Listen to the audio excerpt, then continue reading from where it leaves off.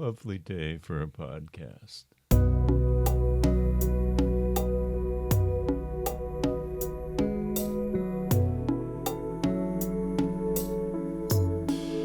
All right. Welcome back, friends, to the fourth episode already of Season 2 of the podcast we like to call No Other Life. That's because it's named after the project No Other Life. I do have a second podcast, Upstaged. I've talked about it in the other episodes, so go find it. You can search that out wherever you get your podcasts, or you can go to rickseaholm.com and learn all about it. I want to get right into the content today because last time we kind of left you hanging. I was talking about something that I called decision point navigation. And you remember that this was a lightning bolt shaped tree branch that starts at a germinal stimulus and goes up to your first choice, and you make a choice, and then another one, and another. And it ends up looking a bit like a lightning bolt that a child would draw. But then I invited us to start to think about tree of possibility. And you've all seen a tree. The illustrated version that always comes to my mind is this tree of life drawing that is popular in the Shaker community. And when you go to one of their villages, there's always one of these paintings or drawings of a tree hanging there. I have one hanging above my fireplace. And it's a lovely image because it starts at the base, as a tree should. And because it's so ornate, yet so simple, you can see where all of these branches occur. And in my mind, I like to think of them as being choices. So you get to the first, you choose left, right, you choose east, west, A, B, C, whatever the case may be. And I said at the end of the last episode that we are right now at the farthest end of one of these tiny little twigs as relates to any lineage that you choose. And with decision point navigation, we work our way backward. But if you work your way forward, you could find all of the choices that you made that lined you up perfectly to have the job that you have, to live with the person you live with, to have a favorite food or a favorite sports team or a particular achievement of yours. It's all there if you work your way backward. And I commented last time about the fact, correct as it is, that when you are living your life, it sometimes feels like things just come out of nowhere. And you say, well, I was planning to go in this direction. I knew the destination where I wanted to end up. It looked like a straight line, but and I ended up over here somewhere. Yeah, that is true. There are very few paths that will get you exactly where you planned. But if you look in reverse, that experience that I described of going through a maze in a book or a corn maze, a labyrinth, whatever the case, if you start at the exit, work your way back, makes sense. It makes sense. And the image that I want to give to you at this point is, think of that lightning bolt. You've got the germinal stimulus at one end, and let's just put that between two fingers on our left hand. And then at the end of that lightning bolt, you've got the incumbent reference point. You know, you've got where you are today on that lineage. So now you've got that in your right hand between two fingers, just to show how delicate and fragile it is. And if you pull, what do you get? Straight line, right? So in its natural state, it's very zigzaggy, very unpredictable. But in its retrospective design, as you think back on it, you pull that straight out and you've got not only a straight line, but all those nodes where you made choices have become timeline points of interest. So we've all seen a historical timeline above the chalkboard, maybe in an elementary school classroom, or you've built a timeline. Maybe you've done it for your own life. And at each one of those dots, obviously something big happened. This or that explorer left home, landed somewhere, and did some stuff. This or that inventor was born, went to school, did some stuff, died. Now, yours, of course, doesn't have that concluding sad note on it. But if you took away the legend, if you took away all of the words that accompany those dots on the timeline, what do you get? You get a timeline that's exactly the same as Leonardo da Vinci and Beethoven and Winston Churchill. All these significant figures of the past have timelines that look just like yours. And that's kind of a fun little image to think of, just for fun. Now, what that also means, and it's worth thinking about for a moment, is that the kid who was in the next hospital room from you on the day that you were born had the same exact life as you for 1 or 2 days. And then you each went out. One of you got into this car. One of you got into that car.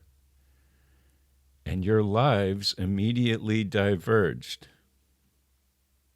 And so that's a way that you can wrap your head around this. If you think about it that way, then you end up saying, oh yeah, at any point in my life, I might be starting a path from that generic life that I mentioned before into the germinal stimulus that sends me flying. And it might be the most glorious ride you've ever taken, but you have no idea in real time. So as we're beginning to go through all of these processes and we're playing with these exercises, wrapping ourselves up in thought, do you begin to realize the relationship that you have with your own past and your future? How comfortable are you with that? You know, you might think, oh, I don't really think about it much. I'm just living in the now. But I would imagine there is some level of comfort or discomfort that you have with your own past. And I want you to keep that in mind with an open mind as I bring you this next analogy.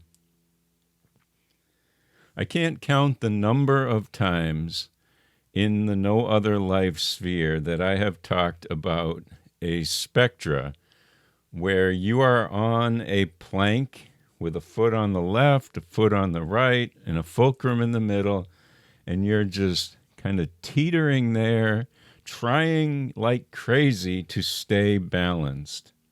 All sorts of planks exist in our world. And for today's exercise, we're going to be thinking about that plank as going from the past, which we'll say is the left, and the future, which we'll say is the right. And heretofore, we've always been thinking about this two-dimensional motion that we either are going to go off center to the left or off center to the right.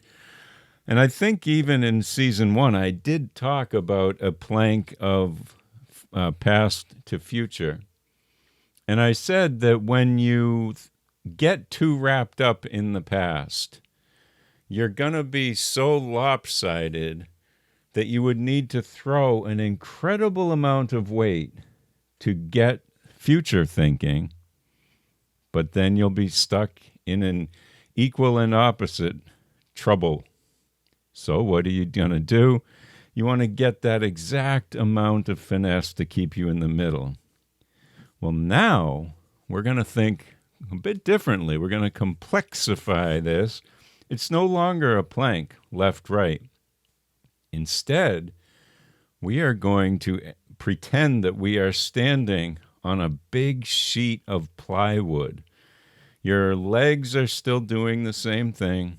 The fulcrum, I guess, should become a ball under you. You can't see it at all because you're on a big board. And you still have the left and the right, the past and the future to worry about. But now you have the front and the back as well. So now it's as if we're trying to get an airplane to take off. And so you have to worry about the wing orientation, but also the nose and the tail orientation. Why, you might ask? Here's why. Because today we're talking about your level of comfort or discomfort with what we're going through here. And so if we were to lean the nose of the plane forward, we might be tipping into very good feelings. If we lean the tail down so that the nose is down, we might be having less positive feelings. And so we're actually standing on this sheet of plywood with quadrants. And so you've got the past and the future. But if you lean forward, we'll say, you're also going to be worrying over on the left side, and I hope you can visualize this, into territory of whimsy and nostalgia. Those are good feelings about the past. But if you then correct and lean too far back, what do you get? The negative feelings about the past. Grief, remorse. Wow. Over on the right, the future, you've got hopeful anticipation or terror, dread, fear. So if you are leaning too far to the back left of this scenario, you're going to be drenched in thoughts of a negative past, all the things that you remember that scarred you, the hopelessness, the grief, the remorse, all those feelings. And if you kind of roll a little bit as you're trying to get back stable in the center, what are you going to have? Well, you're going to take those feelings and all of a sudden you'll be thinking about your future with that same overwhelmed feeling. You'll be thinking about the scary things about the future, the things that intimidate you. And it's been said that when you go out on stage and you have a feeling inside, it's the exact same feeling for you who call it butterflies and excitement prevailing in your tummy. It's the exact same chemical things going on as what the person beside you, your duet partner, might call terror. I can't go on. I can't go do this. Wow. If you think about it that way, and we're on that big sheet, not only are we trying to control our impulses to think past, present, and future, but also thinking about things that we're tempted to call good, bad, and ugly. I mean, that's a lot to take in. So we've been talking throughout this season now about these continua, whether or not we have really mentioned it very much. And now this is a perfectly concrete example. And it's important to realize when we're up on this balancing act that you can't change anything that has happened. Anyone who has a heart, has a soul, knows that, regrets that. But it's important to realize you can't change the past. You can inform and influence the future, but of course, all you have is the middle of that sheet as you try to stay on balance. You know, for some people, I think it's helpful for them to think about, whether concretely or not, the sentiments of something that's called the Serenity Prayer. Anyone who's been through a 12-step program is familiar with this.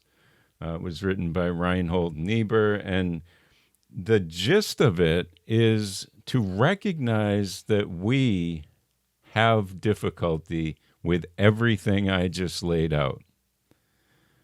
We need to be aware that there's some stuff on the left, the past, that we can't change.